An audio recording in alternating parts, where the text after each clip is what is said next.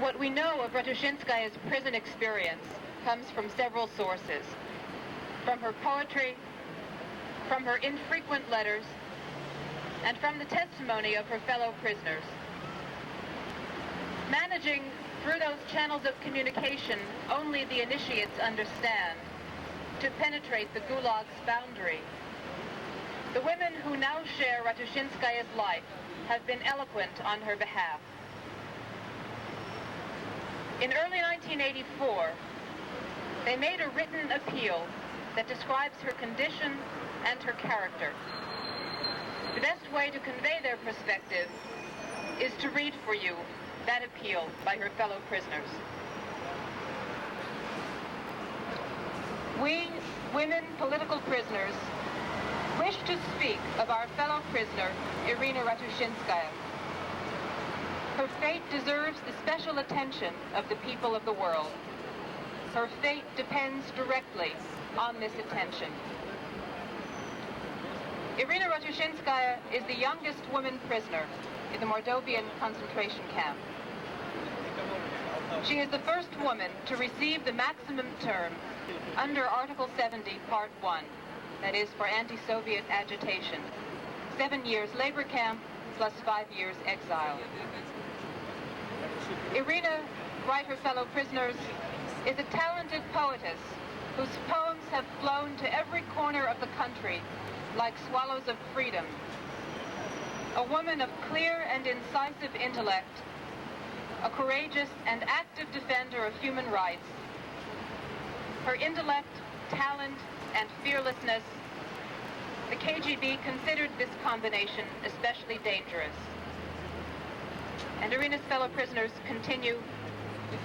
She is being persecuted in the camp as well, by the denial of her right to buy food in the camp store and of her right to receive prisoners, to receive visitors, and by confinement under conditions of torture in the punishment block for refusing to wear a mark of humiliation, a breast badge, for continuing her struggle for human rights, dignity, and liberty, and for setting an example to others in this struggle. She has not even been given a copy of her own sentence, an unprecedented violation of the law.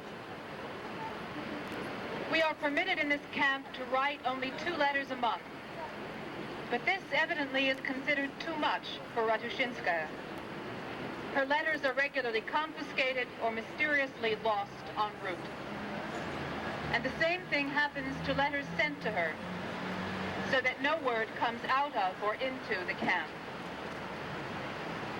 Irina, who came to prison a healthy woman, has been sick for many months now. She is tortured by pains in the kidney region, edemas, and constant debilitating fever. Despite her illness, she has repeatedly declared strikes and hunger strikes in defense of others, thus attracting new reprisals against her. But they have not succeeded in breaking her. She has kept her cheerful temperament and readiness to come to your help at any moment. Here is an example of her behavior while in prison. And running a temperature, they put her back in the punishment block. In this icy stone tract, she saw in her new camp year. On New Year's night, Irina supported Lazareva, who lay enervated, and declaimed poems to the criminal prisoners in the neighboring cells. And this appeal from Irina's fellow prisoners concludes, Irina has over 5 years of camp before her, and if they are like the first, she will not survive until the end of her term. We appeal to all people of goodwill to speak out in defense of Irina Ratushinskaya, so that she may be spared the tragic fate which normally awaits Russian poets. This was signed by 7 women, imprisoned along with Ratushinskaya in this camp. You, a poet who will begin this reading.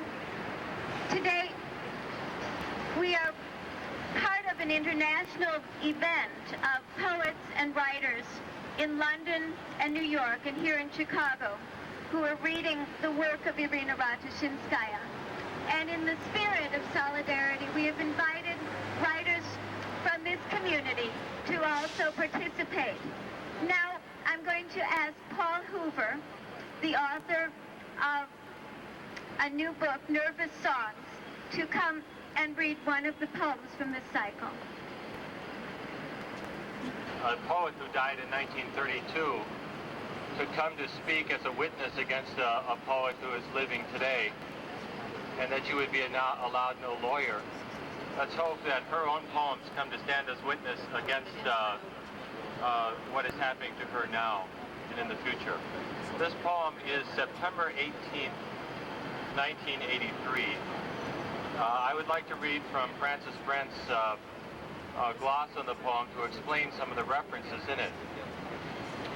In the opening to the Galag archipelago, Solzhenitsyn refers to the archipelago and Kolyma, the greatest and most famous island, as an area that crisscrossed and patterned that other country within which it was located. And so the Soviets have come to know this area as the lesser zone within the greater zone, the whole expanse of their country.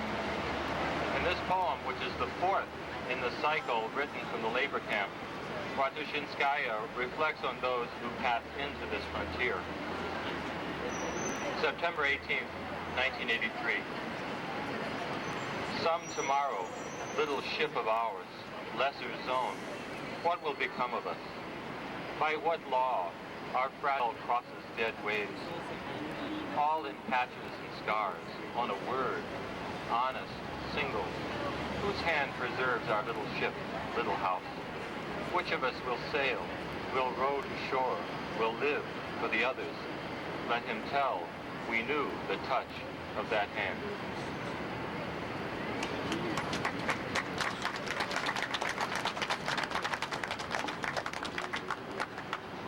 Many of the poems in this cycle have the quality of a kind of delirium and of the sweet dreams, wishful dreams that Irina Ratushinskaya has while she is in the labor camp.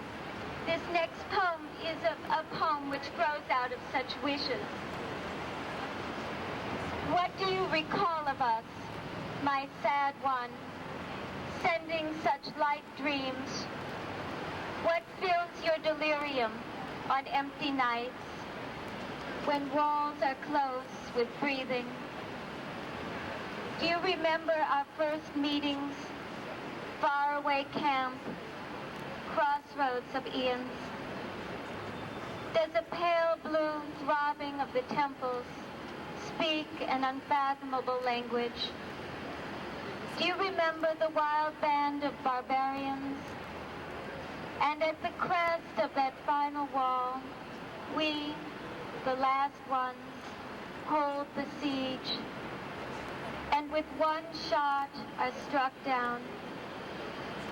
Do you remember the reckless flight at daybreak, inspired feverishness of fugitives, curling east wind blowing my face from all sides?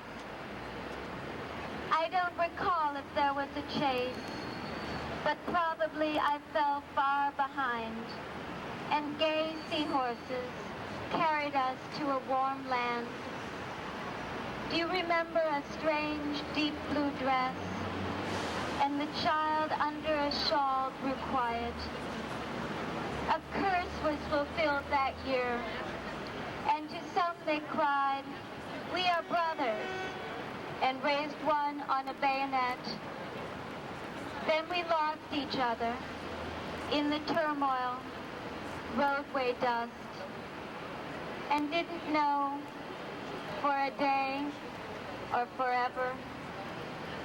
And again, do you realize, found each other across death, across years and years, across markings of new births, through dark waters of oblivion, through the great, I whisper, it's you.